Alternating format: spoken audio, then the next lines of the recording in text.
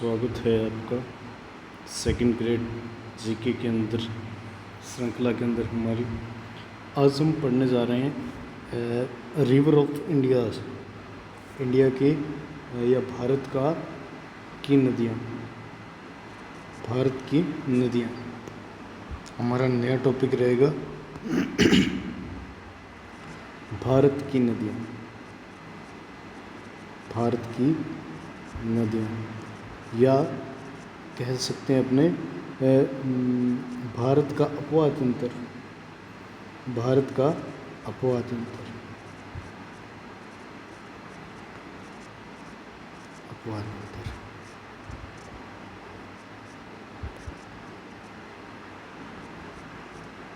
ये हमारा नया टॉपिक रहेगा। अब महत्वपूर्ण बात करते हैं सबसे पहले अपवाह तंत्र के बारे में। भारत की नदियाँ, अपवाह तंत्र भारत का, ये टॉपिक है हमारा। इसमें महत्वपूर्ण बात यह है कि भारत की जो नदियां हैं उसको 3 भागों में बांटा गया है। कितने भागों में? 3 भागों में, 3 भागों में बांटा गया है। 3 भागों में डिवाइड किया गया है भारत की नदियों को। ठीक है। अब फर्स्ट पार्ट इसका क्या है तो वो आपको पता होना चाहिए। हिमालय से निकलने वाली नदियाँ। ठीक है। इस 3 भागों के अंदर एक भाग ऐसा है जिसमें हमें पढ़ना है हिमालय से निकलने वाली नदियाँ, हिमालय से निकलने वाली नदियाँ।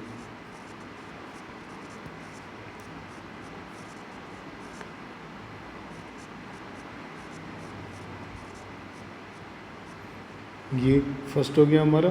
फिर सेकंड नंबर वाला पार्ट होगा, उसमें हम पढ़ेंगे प्रायद्वीपीय भारत की नदियाँ, प्रायद्वीपीय भारत की नदियाँ।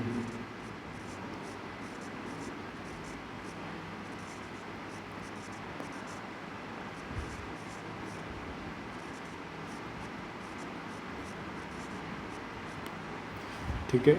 और तीसरा पार्ट है नदियों का। नदियों को 3 भागों में बांटा जा सकता है। तीसरा भाग है अंतःस्थलीय प्रवाहित नदियाँ, अंतःस्थलीय प्रवाहित नदियाँ।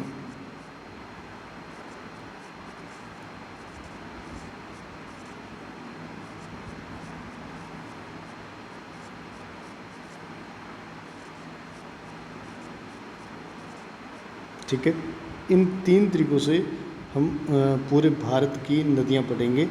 फर्स्ट तरीका हमारा रहेगा हिमालय से निकलने वाली नदियाँ सबसे पहले पढ़ेंगे, उसके बाद में प्रायद्वीपीय भारत की नदियाँ पढ़ेंगे, और फिर पढ़ेंगे हम अंतः प्रवाहित नदियाँ, अंतःस्थलीय प्रवाहित नदियाँ। अब सबसे पहले हम स्टार्ट करने जा रहे हैं जिसका नाम है, फर्स्ट जो हेडिंग है हमारी वो रहेगी ए टाइप पढ़ेंगे, हिमालय से निकलने वाली नदियाँ, हिमालय से निकलने वाली नदियाँ।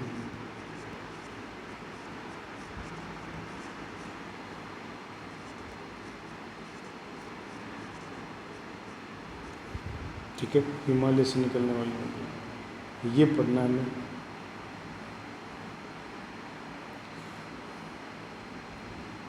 और अब इस नक्शे से तो परिचित होंगे।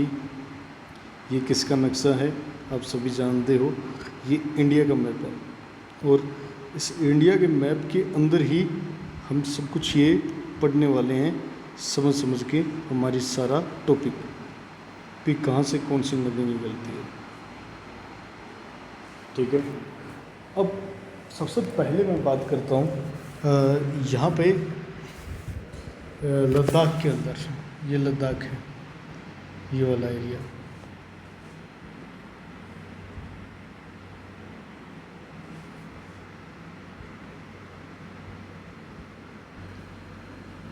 सबसे पहले हम पढ़ने जा रहे हैं वो है अपने हिमालय से निकलने वाली नदियाँ और ये है हमारा लद्दाख।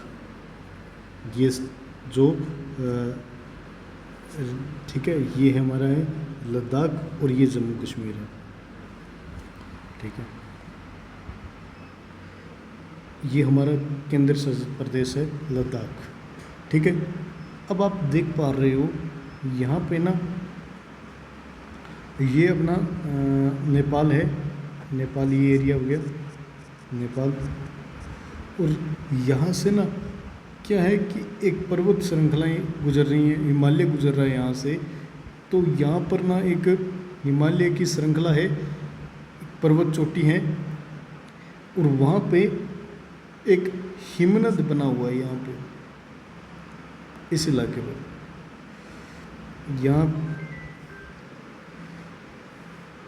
यहाँ एक हिमनद बना हुआ है इस जगह पर।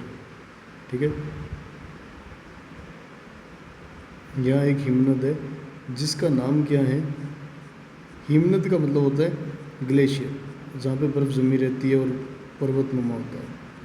ठीक है, ये एक हिमनद बना हुआ है यहाँ पे। इस हिमनद का नाम है बोखरचू हिमनद, बोखरचू हिमनद। ठीक है, बोखरचू हिमनद। ये बोखरचू हिमनद है ना, यहीं से निकलती है कौन सी नदी, देखो हिमालय पर्वत से निकलने वाली नदियाँ पढ़ रहे हैं हम, और उसके अंदर बोखरचू हिमनद यहाँ है। यहाँ से एक नदी निकलती है जिसका नाम क्या है, तो इसका नाम है सिंधु नदी।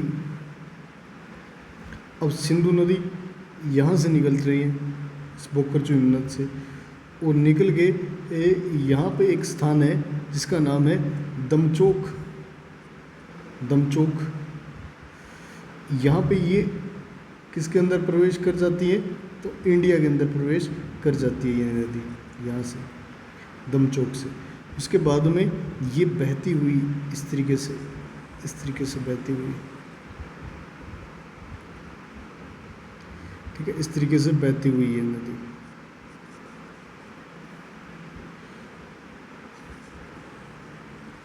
इस तरीके से बहती हुई ये नदी। ठीक है, ये होगी नदी, कौन सी नदी है, तो सिंधु नदी है ये। यहाँ से बोखरचू हिमनद से निकल करके यहाँ पर बहती हुई ये निकल जाती है पाकिस्तान की ओर।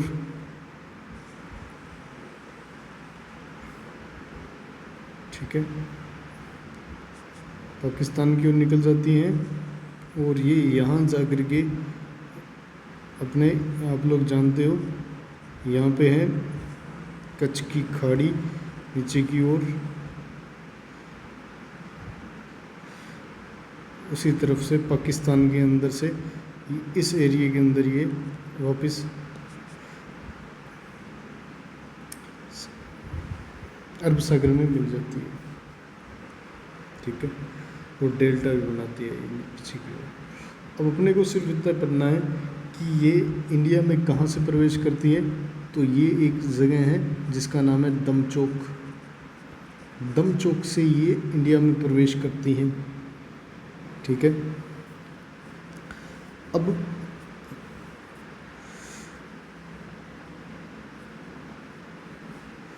और यहाँ इस बोखरचू हिमनद के नज़दीक में यहाँ एक झील है जिसका नाम है राक्षस झील। इसका नाम क्या है, तो याद रखना, राक्षस झील।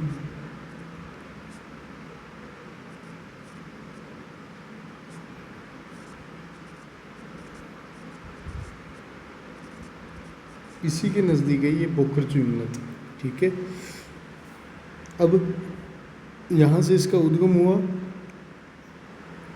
अब यहाँ तिब्बत का पठार है, तिब्बत के पठार से होते हुए, इस क्षेत्र से होते हुए ये दमचोक नामक स्थान पर लद्दाख केंद्र शासित प्रदेश में प्रवेश कर जाती हैं। अब लद्दाख में प्रवेश कर गई, उसके बाद में अब ये लद्दाख में प्रवेश कर गई। अब ये क्या करती हैं, दो पर्वत हैं हिमालय के उत्तरी भाग में, इस तरीके से पर्वत हैं। एक पर्वत श्रेणी का नाम है जास्कर और एक है लद्दाख पर्वत श्रेणी। इसका नाम है जास्कर और इसका नाम है लद्दाख। ठीक है, ये इनके मध्य से होकर के गुजरती है, लद्दाख पर्वत श्रेणी से, और ये जास्कर पर्वत श्रेणी से के मध्य से होकर के गुजरती है। और ये चिल्लास नामक स्थान पर, ये चिल्लास है यहाँ पे, इस एरिया को नाम क्या है तो चिल्लास याद रखना है। चिल्लास नामक स्थान पर, ठीक है, इस स्थान से ये क्या करती है, पाकिस्तान में प्रवेश कर जाती हैं और अंततः ये डेल्टा बनाते हुए ये आगे की ओर यहाँ पे डेल्टा बनाते हुए, ठीक है, डेल्टा बनाते हुए अरब सागर की खाड़ी में गिर जाती है ये इस प्रकार से। समझ में आ रही है बात? तो ये अरब सागर में गिर जाती है। उसके बाद अब सिंधु नदी के किनारे ना लद्दाख जो है उस केंद्र शासित प्रदेश का एक नगर स्थित है, इसी सिंधु नदी के किनारे है। ठीक है, ये नगर है, इसका नाम क्या है तो याद रखना लेह नगर है, लेह। ठीक है, लेह नगर स्थित है, लेह नगर स्थित है। और पाकिस्तान का जो कराची है वो भी कहाँ स्थित है, इसी नदी के किनारे है, पाकिस्तान का कराची। ठीक है, याद रखना कराची भी इसी नदी के किनारे स्थित है, बस ये याद रखना आपको। अब सिंधु नदी है, उसकी कुल लंबाई कितनी है तो इसकी कुल लंबाई है सिंधु नदी की, वो है, इसकी कुल लंबाई कितनी है तो 2880 किलोमीटर इसकी लंबाई है, किलोमीटर इसकी लंबाई है। जिसमें से भारत के अंदर ना इसकी लंबाई देखी जाए तो ये भारत के अंदर बहती है 1114 किलोमीटर बहती है ये भारत के अंदर। ठीक है, भारत के अंदर इसकी लंबाई देखी जाए तो वो कितनी है 1114 किलोमीटर। ठीक है, 1114 किलोमीटर ये भारत के अंदर बहती है ये नदी। अब सिंधु नदी है, इस पे लद्दाख के अंदर जो केंद्र शासित प्रदेश है, लद्दाख में निम्मू बाजगो परियोजना निर्माणाधीन है। यहाँ पे एक परियोजना चल रही है इसी नदी के ऊपर, जिसका नाम क्या है निम्मू बाजगो परियोजना, इसी नदी के ऊपर कार्यरत है। ये कौन सी परियोजना चल रही है इस नदी के ऊपर तो याद रखना आप लोग निम्मू बाजगो परियोजना, ये निर्माणाधीन है। ठीक है, यह परियोजना क्या है, किसके मध्य विवादित है, इंडिया यानी भारत और पाकिस्तान के मध्य ये विवादित है।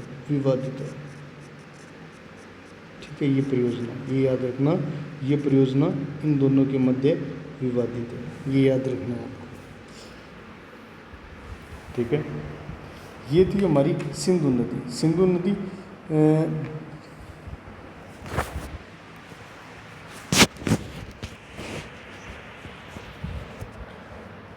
सिंधु नदी तंत्र पढ़ रहे हैं, सिंधु नदी तंत्र।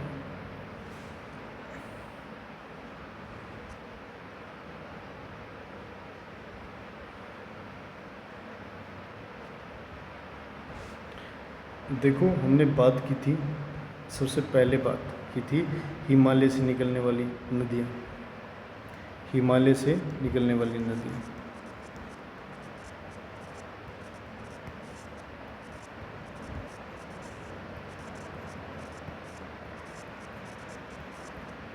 ये हम पढ़ रहे हैं, लेकिन अब थोड़ा सा डिटेल से और मैं बताता हूँ आपको। हिमालय से निकलने वाली नदियाँ ना, उसको तीन भागों में बांटा गया है।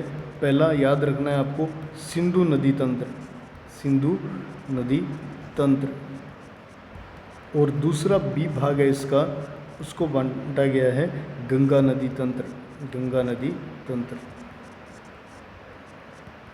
ये हिमालय से निकलने वाली नदियाँ हैं ना, उनका अलग अलग तंत्र कर दिया गया, अलग अलग एरिया कर दिया गया। अब ब्रह्मपुत्र नदी तंत्र, ब्रह्मपुत्र नदी तंत्र, ठीक है। सबसे पहले हम पढ़ रहे हैं वो है सिंधु नदी तंत्र, ये वाला पढ़ रहे हैं हम, ठीक है। फिर पढ़ेंगे हम गंगा नदी तंत्र, इसकी नदियाँ, फिर ब्रह्मपुत्र नदी तंत्र पढ़ेंगे, ये सी वाला हमारा पार्ट है, ठीक है। अब हम सबसे पहले पढ़ रहे हैं कौन सा, सिंधु नदी तंत्र। हिमालय से निकलने वाली नदियों में पहला तंत्र पढ़ रहे हैं जिसका नाम क्या है, सिंधु नदी तंत्र, ठीक है। अब सिंधु नदी की हमने बात की कि ये कहाँ से निकलती है, बोखरचू हिमनद से। बोखरचू हिमनद कहाँ है, तो ये याद रखना तिब्बत के पठारी क्षेत्रों में है। ये तिब्बत का पठार है ना, उसी क्षेत्र के अंदर है ये बोखरचू हिमनद, और यहाँ के पर हिमालय की श्रृंखलाएँ भी हैं। और अब देखो अपने तिब्बत के पठारी क्षेत्र के अंदर राक्षस झील है, राक्षस झील के निकट ही क्या है, बोखरचू हिमनद है, बोखरचू हिमनद है। वहीं से निकलती है कौन सी नदी, सिंधु नदी निकलती हैं। और सिंधु नदी तंत्र के अंदर हम झेलम, चिनाब, रावी, व्यास, सतलज, ये सारी नदियाँ भी पढ़ेंगे और सिंधु नदी भी पढ़ेंगे। सिंधु नदी तंत्र के अंदर हम पढ़ेंगे क्या क्या, तो ये आपको मैं बता देता हूँ कि एक तो सिंधु नदी पढ़ेंगे हम, जो हमने देखी है कहाँ से निकलती है, बोखरचू हिमनद से निकलती है। नीमू बाजवा परियोजना इस पर कार्यरत है, लेकिन निर्माणाधीन है, और ये इसके भारत और पाकिस्तान के मध्य विवादित भी है ये परियोजना, ये हमने देख लिया। सिंधु नदी पढ़ेंगे, और इसके बाद में इसकी सहायक नदियाँ पढ़ेंगे, जिसमें शामिल है, सहायक नदियों में कौन कौन है, तो झेलम, चिनाब, ठीक है, रावी, व्यास, सतलज, ठीक है। ये सारी की सारी नदियाँ हम सिंधु नदी तंत्र के अंदर पढ़ेंगे।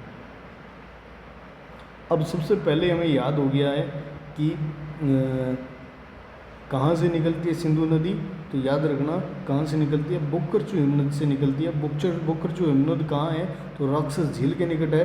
राक्षस झील कहाँ है, तो तिब्बत के पठारी क्षेत्रों में, ये तिब्बत का पठारी क्षेत्र है, ठीक है, ये वाला हिस्सा, ठीक है, ये तिब्बत का पठारी क्षेत्र है, ये वाला हिस्सा तिब्बत का पठारी क्षेत्र।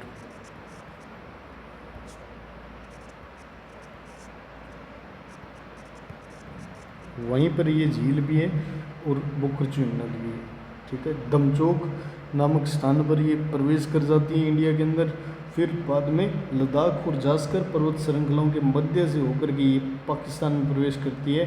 कहाँ से, चिल्लास नामक स्थान से ये प्रवेश कर जाती है इंडिया के अंदर। इसकी लंबाई कितनी है सिंधु नदी की, तो 1114 किलोमीटर है, ये याद रखनी है आप।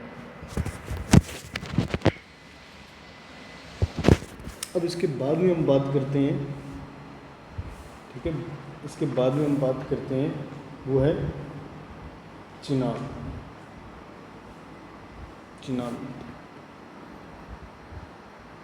अब देखो ये सिंधु नदी है, इसकी सहायक नदियाँ कौन कौन सी है, एक थोड़ी सी और बात करना चाहूँगा मैं। जो सिंधु नदी है इसकी सहायक नदियाँ कौन कौन सी,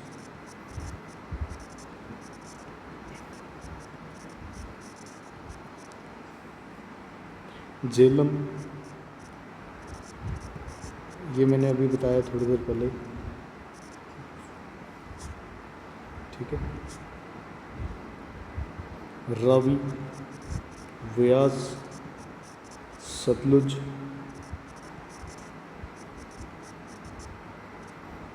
काबुल,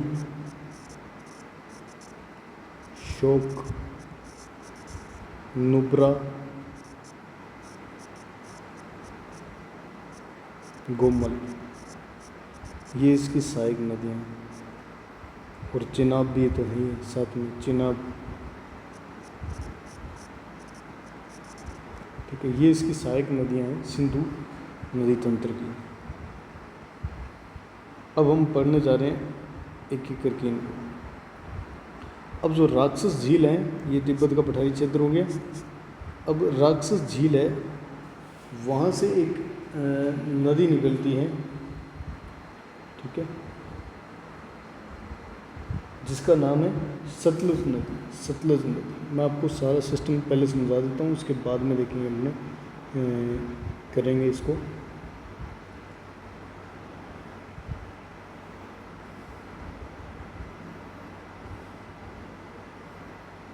ये इस तरीके से यहाँ आती है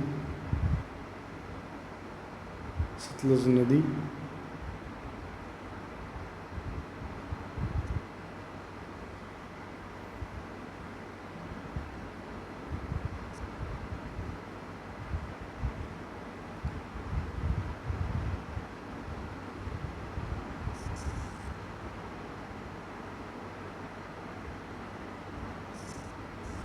और इस तरीके से ये इधर की ओर चली जाती है। अब जो एक महत्वपूर्ण नदी है वो है चिनाब। चिनाब के बारे में बात करता हूँ मैं सबसे पहले। ये तो इस तरीके से यहाँ पर आकर रुकती है, ठीक है, इस तरीके से सतलुज नदी है ये। अब मैं चिनाब का एक बार डायग्राम बना देता हूँ अपने आपके सामने। एक ना यहाँ पे दर्रा है, दर्रा हिमाचल प्रदेश के अंदर ही, जिसका नाम क्या है, इस दर्रे का नाम है बारालाछाला, ठीक है, बारालाछाला दर्रा, ठीक है, बारालाछाला दर्रा।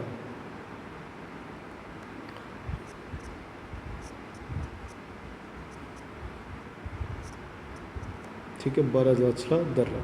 यहाँ पे दो नदियों के रूप में इसका उद्गम होता है। किसका? चिनाब नदी का, दो नदियों के रूप में होता है,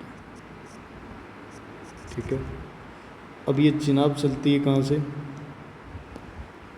यहाँ से चलती है, और ये कहाँ जाती है?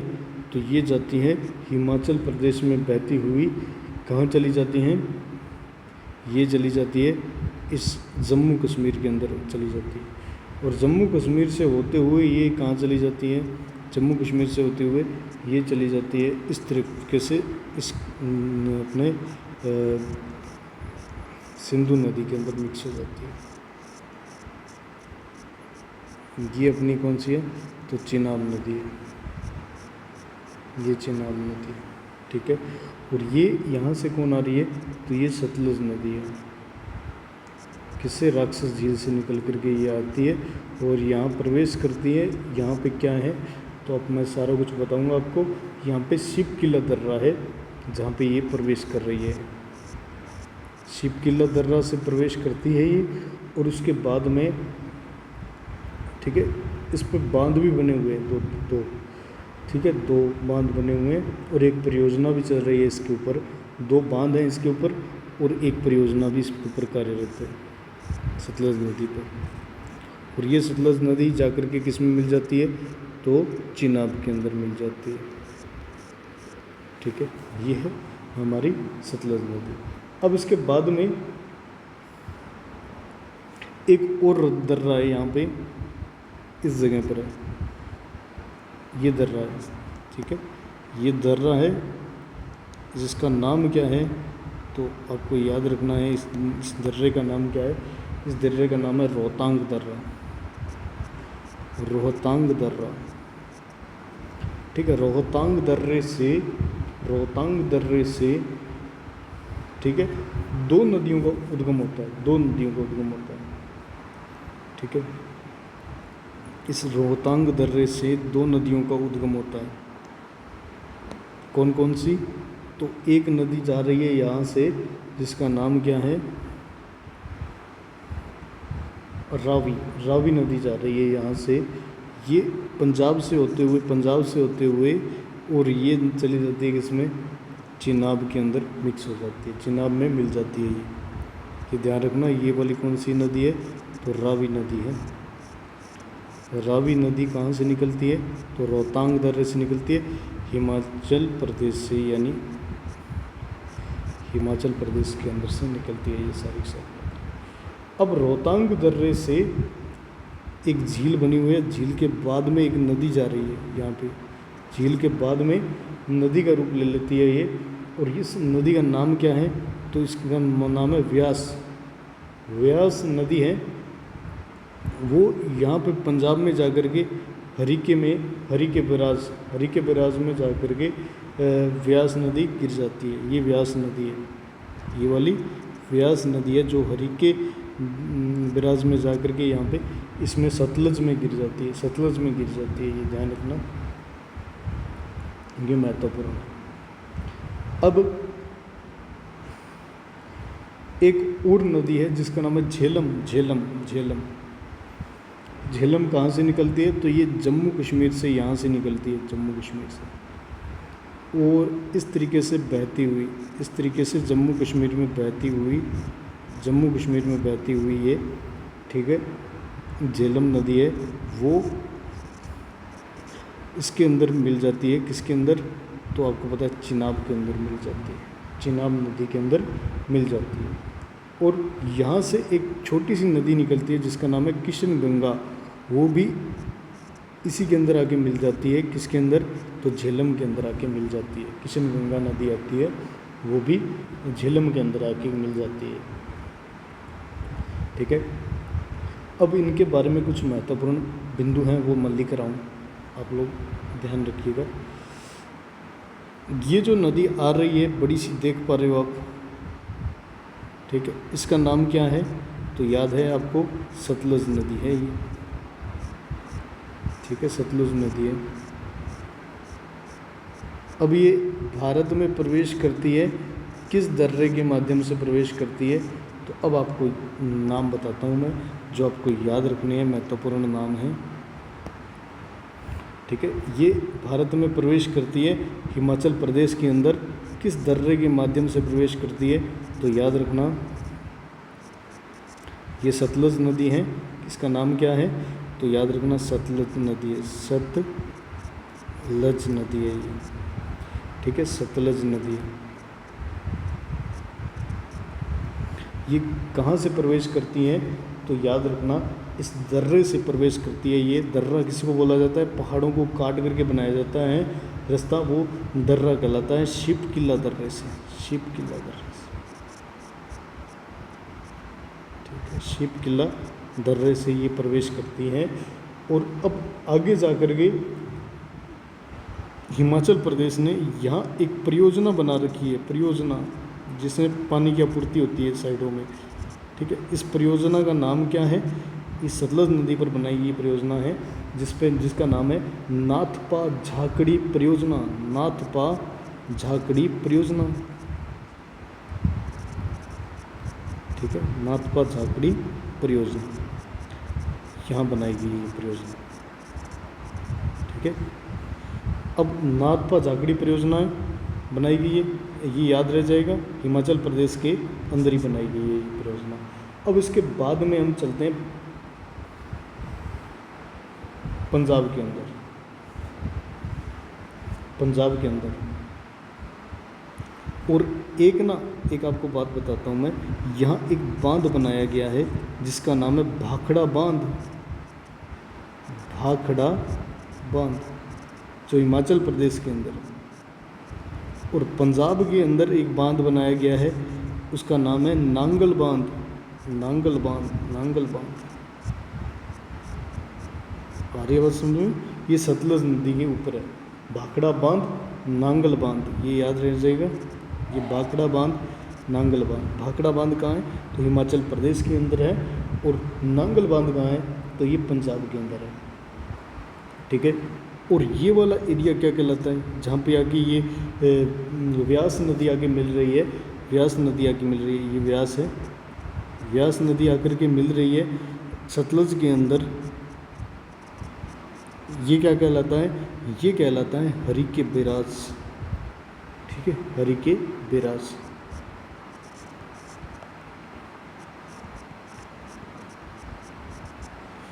ठीक है, हरिके बैराज कहलाता है। अब यहाँ पे आकर के व्यास नदी इसके मिल जाती है। व्यास नदी का उद्गम कहाँ होता है, तो रोहतांग दर्रे से ही होता है। रावी नदी का उद्गम कहाँ होता है, तो रोहतांग दर्रे से होता है। अब रावी नदी ये वाली है, ठीक है, ये रावी है, ठीक है, रावी है। इसके ऊपर एक बांध बनाया गया है पंजाब के अंदर पानी को रोकने के लिए, जिसका नाम है थीन बांध, थीन बांध, थीन बांध, ठीक है, याद रखना जाएगा, थीन बांध बनाया गया है। अब ये याद रखना है आपको, ठीक है। अब हम बात करते हैं ये वाली नदी कौन सी है, जो बारालाछाला जो दर्रा है इससे निकलती है, इसका नाम क्या है? तो इसका नाम आपको पता ही है, क्या है इसका नाम? इसका नाम है चिनाब, ठीक है, चिनाब नदी, इसका नाम क्या है? तो चिनाब। ये हिमाचल प्रदेश से निकल करके और कहाँ चली जाती हैं? तो याद रखना ये जम्मू कश्मीर में चली जाती है, ठीक है, पंजाब में नहीं जाती है, पंजाब से कोई लिंक नहीं है इसका, ठीक है, पंजाब से कोई लिंक नहीं है इसका। ये चिनाब, ठीक है, चिनाब है, ये चिनाब, ठीक है। अब हम बात करते हैं एक जो झेलम है, ये वाली झेलम है, ठीक है, झेलम के बारे में, ठीक है, झेलम के बारे में बात करते हैं। झेलम है, झेलम यहाँ से स्टार्टिंग होता है पॉइंट इसका, जम्मू कश्मीर से निकलती है। अब यहाँ से निकलने के बाद यहाँ एक झील बनाती है, ये झील बनाती है। इस झील का नाम क्या है? तो याद रखना इस झील का नाम है वुलर झील, वुलर झील। झेलम निकलती है, उसके बाद में वुलर झील का निर्माण करती है, वुलर झील का निर्माण करती है। और यहाँ पे एक परियोजना कार्यरत है जिसका नाम है तुलबुल परियोजना, तुलबुल परियोजना, ठीक है, तुलबुल परियोजना कार्यरत है जम्मू कश्मीर के अंदर। ये वाला इलाका किसका है? तो याद रखना ये J&K है, जम्मू कश्मीर है, ठीक है, केंद्र शासित प्रदेश। अब इसके बाद में ये तुलबुल परियोजना यहाँ पे कार्यरत है। अब इसके बाद में वुलर झील के बाद में तुलबुल परियोजना के बाद यहाँ एक नगर स्थित है जिसका नाम क्या है? श्रीनगर, श्रीनगर कहाँ है? तो झेलम के किनारे, झेलम नदी के किनारे है। और फिर यहाँ पे एक झील का निर्माण फिर से होता है जिसका नाम है डल झील, डल झील, डल झील, डल झील का निर्माण होता है। देख पा रहे हो आप, समझ पा रहे हो आप। और ये वाली जो नदी है जो यहाँ से निकल के आ रही है और यहाँ से निकल के किस में जा रही है? तो ये जा रही है झेलम के अंदर। इस नदी का नाम क्या है? तो इसका नाम है किशनगंगा, किशनगंगा नदी, किशनगंगा, ठीक है, किशनगंगा नदी, ये याद रखना है, ठीक है।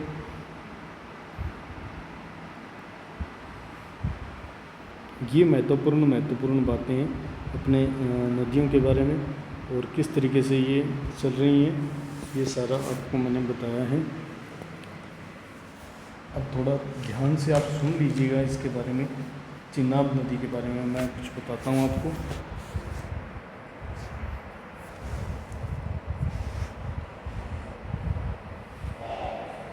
ठीक है, चिनाब नदी है वो कहाँ से निकलती है?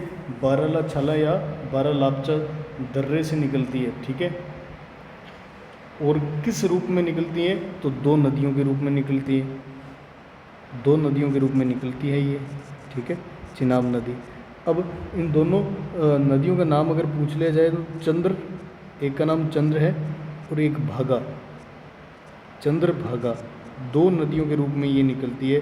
कहाँ से? तो ये याद रखना बारालाछाला दर्रे से निकलती है, ठीक है। अब फिर बाद में ये कहाँ जाती है? तो ये चली जाती है, ये जम्मू कश्मीर में जाती है। जम्मू कश्मीर में जा कर के ये पाकिस्तान में प्रवेश करती है, पाकिस्तान में प्रवेश करके ये कहाँ लुप्त हो जाती है? तो ये मिल जाती है जाकर के सिंधु नदी के अंदर। अब चिनाब की जो कुल लंबाई है वो कितनी है, तो याद रखना है ये इसकी लंबाई है 960 किलोमीटर। 960 किलोमीटर इसकी लंबाई है चिनाब की, ठीक है।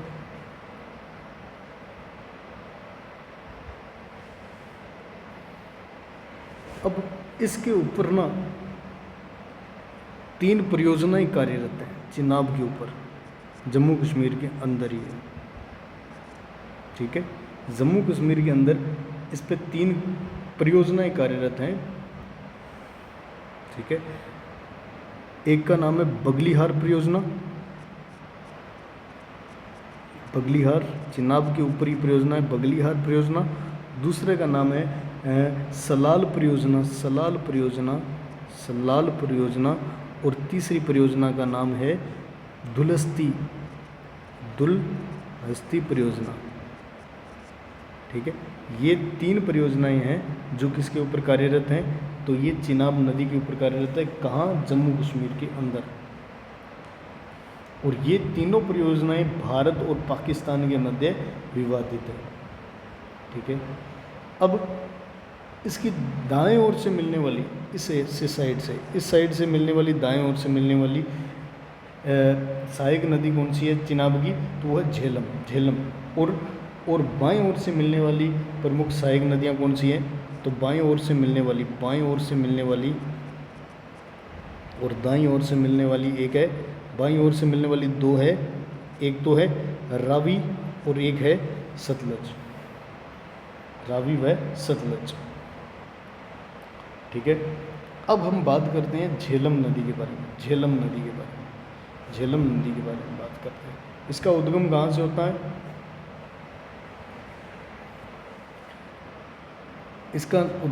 होता है, तो ये जम्मू कश्मीर से होता है। लेकिन थोड़ा सा और डिटेल से बात करें अपने, तो यहाँ क्या है, केंद्र शासित प्रदेश जम्मू कश्मीर में ना एक ना यहाँ पे 2 झील बनी हुई है और एक झरना सा है, एक झरना है एक झील है कौन सी, शेषनाग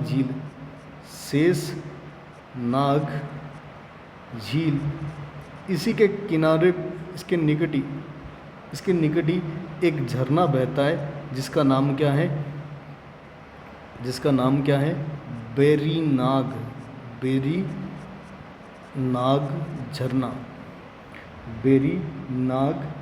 झरना। इसी से ये क्या निकलती है, इसी झरने से निकलती है ये कौन सी नदी, तो झेलम नदी निकलती है इस झरने से, बेरी नाग झरने से निकलती हैं, ठीक है। यहाँ से ये जम्मू कश्मीर में बह करके कहाँ चली जाती है, पाकिस्तान में जाकर चिनाब में मिल जाती है, चिनाब के अंदर मिल गई है, देख लिया आपने।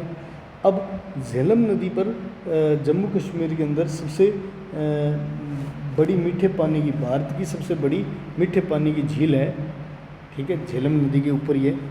ये कौन सी झील है, ये वुलर झील है। ये भारत की सबसे बड़ी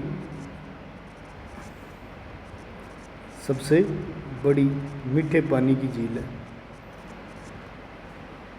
ये सबसे बड़ी मीठे पानी की झील है, वुलर झील स्थित है। इसी के निकट तुलबुल परियोजना व उरी परियोजना निर्मित है। अब यहाँ पे तुलबुल तो मैंने शो कर दिया, यहाँ पे एक और परियोजना भी चल रही है जिसका नाम क्या है, तो ये है उरी परियोजना, ठीक है, निर्मित है। दोनों परियोजनाएं ये क्या है, भारत और पाकिस्तान के मध्य क्या है, विवादित है। अब झेलम नदी के किनारे ना जम्मू कश्मीर है, उसका श्रीनगर स्थित है, ठीक है। श्रीनगर में ही झेलम नदी पर कौन सी झील बनी हुई है, श्रीनगर के अंदर ही वो कौन सी झील बनी हुई है, डल झील बनी हुई है। डल झील है ना, वो शिकारे यानी हाउस बोट, जिसमें बोट के ऊपर ही हाउस हो, मतलब घर हो, हाउस बोट के लिए प्रसिद्ध है डल झील। ये वाली झील है ना, वो डल झील है, वो हाउस बोट के लिए प्रसिद्ध है, हाउस बोट के लिए, शिकारे बोलते हैं जिसको, शिकारे, हाउस बोट के लिए प्रसिद्ध है, हाउस बोट के लिए प्रसिद्ध है डल झील। ठीक है। अब झेलम नदी की सहायक नदी की बात करूं मैं, प्रमुख सहायक नदी है वो है किशनगंगा। किशनगंगा आप देख पा रहे हो, किशनगंगा है, ठीक है। किशनगंगा नदी पर क्या है, एक परियोजना निर्मित है जिसका नाम क्या है, किशनगंगा परियोजना। यहाँ इसी के ऊपर परियोजना भी कार्यरत है, इसी के नाम से किशनगंगा परियोजना, ठीक है। वो भारत पाक के अंदर विवादित है। अब इसकी लंबाई की बात करूँ मैं झेलम की, तो इसकी लंबाई है 725 किलोमीटर, और 960 किसकी थी, तो चिनाब की थी, ठीक है। ये इतना याद रखना है आपको कि बेरीनाग के झरने से निकलती है कौन सी, झेलम नदी। झेलम नदी के बाद में निकलने के बाद कौन सी झील बनाती है, वुलर झील बनाती है, वो जो भारत की सबसे बड़ी मीठे पानी की झील है। उसके बाद में इस पर एक परियोजना भी कार्यरत है, 2 परियोजनाएं हैं, तुलबुल परियोजना और उरी परियोजना। उरी परियोजना है, और इसके बाद श्रीनगर नगर भी इसके किनारे स्थित है, और श्रीनगर के किनारे डल झील है। डल झील के अंदर ही क्या है, हाउस बोट या शिकारे के लिए प्रसिद्ध है, दूर दूर से लोग आते हैं वहाँ। और इसकी सहायक नदी कौन सी है, तो किशनगंगा नदी है। ये इतना अब बातें अपने को झेलम नदी के बारे में पता होनी चाहिए। अब इसके बाद में हम बात करते हैं रावी नदी के बारे में। रावी नदी के बारे में, रावी नदी का उद्गम आपको पता चल गया, रोहतांग दर्रे से होता है। रोहतांग दर्रे से होता है, ये रहा, ये मैंने आपको शो भी कर दिया था, रोहतांग दर्रे से होता है। ये हिमाचल प्रदेश में बहने के बाद कहाँ चली जाती है, पंजाब से होकर के फिर बाद में पाकिस्तान में जाकर के ये किस में मिल जाती है, चिनाब के अंदर मिल जाती है, चिनाब के अंदर मिल जाती है, ठीक है, चिनाब के अंदर जाकर मिल जाती है। अब देखो ये इस रावी नदी के ऊपर ना पंजाब राज्य के अंदर पठानकोट है ना, पठानकोट, जहाँ पठानकोट है वहाँ पे ही कौन सा बांध बनाया गया है, ये पठानकोट के अंदर है, थीन बांध बनाया गया है, पठानकोट के अंदर है ये, पठानकोट के अंदर ही थीन बांध बनाया गया है, जिसका दूसरा नाम क्या है, रणजीत सागर बांध। रणजीत सागर बांध इसका निर्माण किया गया है, ठीक है। रावी नदी है वो मध्य हिमालय के भाग पीर पंजाल व धौलाधर पर्वतों के मध्य से होकर निकलती है। अब देखो ये रावी नदी है वो हिमालय के भाग कौन कौन से, पीर पंजाल और धौलाधर पर्वतों के मध्य से होकर के निकलती है, ठीक है। पीर पंजाल और धौलाधर पर्वतों के मध्य से होकर के गुजरती है, ठीक है। पीर पंजाल और धौलाधर, ये याद रखना है। यहाँ मान सकते हो आप पीर पंजाल है और यहाँ धौलाधर है, ठीक है। इस तरीके से पर्वत श्रृंखलाएँ हैं, उन दोनों के मध्य से कौन सी नदी निकलती है, तो रावी नदी निकलती है। अब इसकी लंबाई मैंने बात कर ली है, 720 किलोमीटर इसकी लंबाई है, 720 किलोमीटर इसकी लंबाई है, ठीक है। 720 किलोमीटर इसकी लंबाई है, याद रखना। रावी नदी की लंबाई कितनी है, तो 720 किलोमीटर है। अब सतलज नदी की बात करता हूँ, सारा कुछ आपके सामने है, चिंता की जरूरत नहीं। अब सतलज नदी है, इसका उद्गम कहाँ होता है, तिब्बत के पठारी क्षेत्र से होता है। किस झील से होता है, तो राक्षस झील से होता है। और ये कहाँ भारत के अंदर कहाँ से प्रवेश करती है, तो हिमाचल प्रदेश के शिव किला दर्रे से प्रवेश करती है, ठीक है। शिव किला दर्रे से प्रवेश करती है। अब यहाँ से शिव किला दर्रे से प्रवेश करके अब इसके बाद में शिव किला दर्रे से प्रवेश करती है, पंजाब राज्य से होते हुए या कहाँ हिमाचल प्रदेश में बहती है, उसके बाद में पंजाब राज्य में होते हुए ये पाकिस्तान में जाकर के चिनाब में मिल जाती है, ये चिनाब के अंदर जाकर के मिल जाती है, ये सतलज नदी है, ठीक है। सतलज नदी है। अब इस पर सतलज नदी के ऊपर ना एक हिमाचल प्रदेश में एक परियोजना चली जा रही है जिसका नाम क्या है, नाथपा झाकड़ी परियोजना, नाथपा झाकड़ी परियोजना। और हिमाचल प्रदेश के अंदर इसमें एक बांध बना हुआ है जिसका नाम है भाखड़ा बांध, और पंजाब के अंदर एक बांध बना हुआ है इस नदी के ऊपर, वो है नांगल बांध। व्यास व सतलज नदियों के संगम पर व्यास और सतलज दोनों नदियाँ जहाँ पे मिल रही है ना, कपूरथला के निकट, यहाँ पे कपूरथला एक गांव है, शहर है पंजाब का कपूरथला, उसके निकट ही कपूरथला के निकट ही हरिके बैराज का निर्माण करवाया गया है।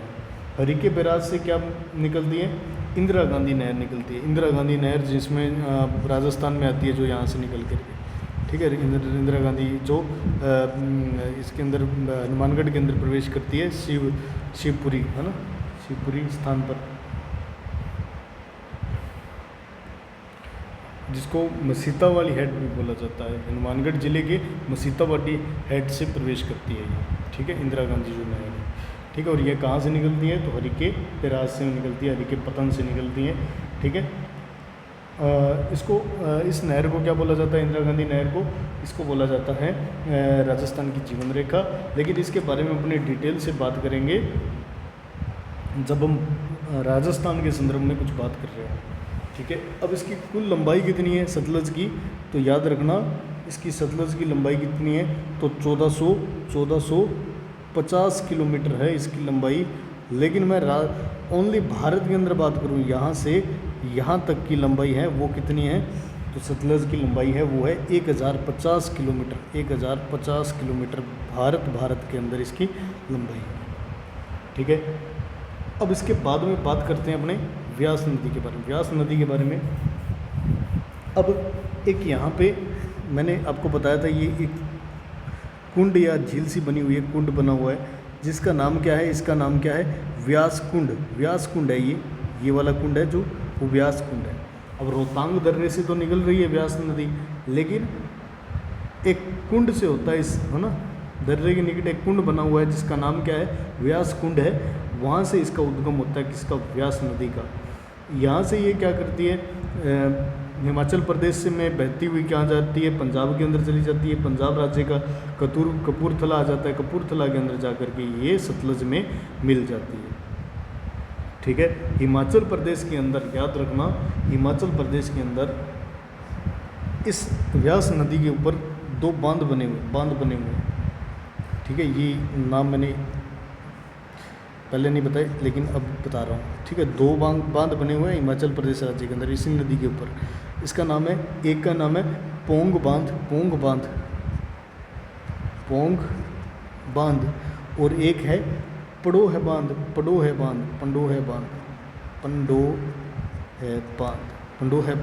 ठीक है। 2 बांध बने हुए हैं, इसके ऊपर बने हुए हैं, व्यास नदी के ऊपर बने हुए हैं, पोंग बांध, पंडोह बांध, ठीक है। ये याद रह जाएगा।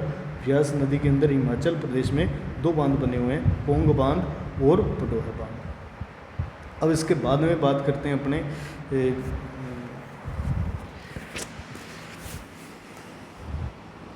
एक महत्वपूर्ण तथ्य जिसके बारे में फिलहाल चर्चा भी हुई थी जब, ठीक है, भारत पाकिस्तान के मध्य एक ऑपरेशन चला था, ऑपरेशन सिंदूर।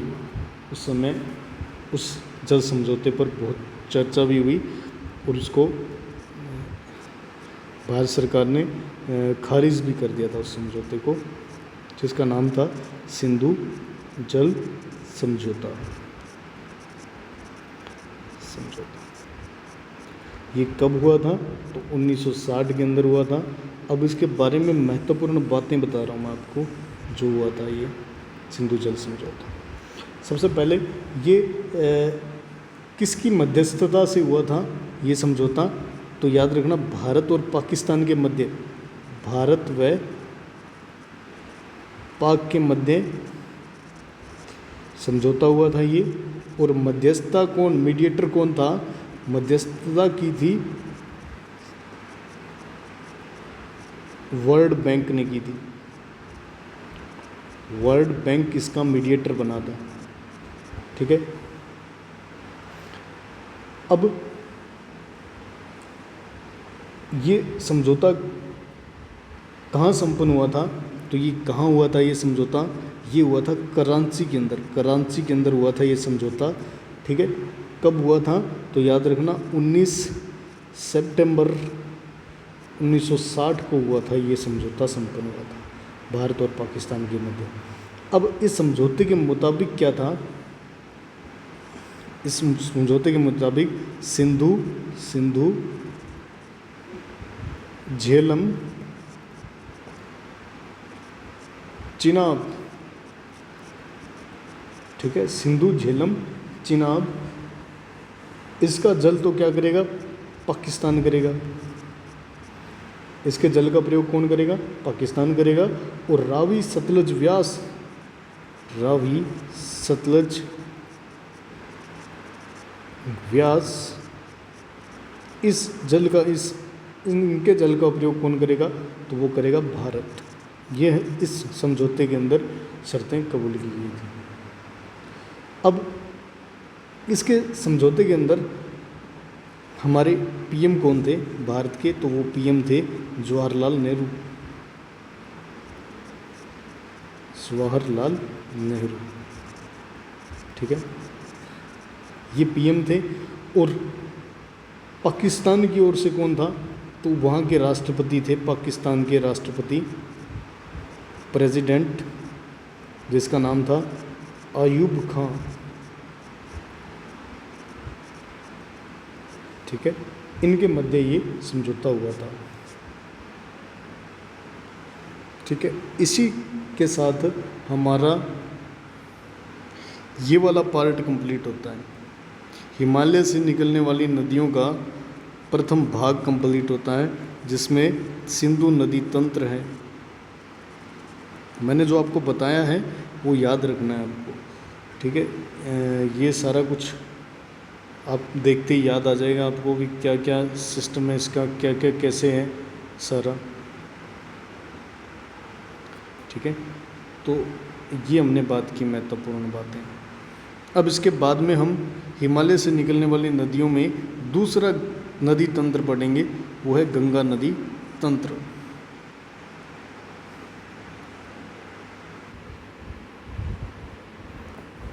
गंगा नदी तंत्र हम नेक्स्ट वीडियो के अंदर पढ़ेंगे। धन्यवाद।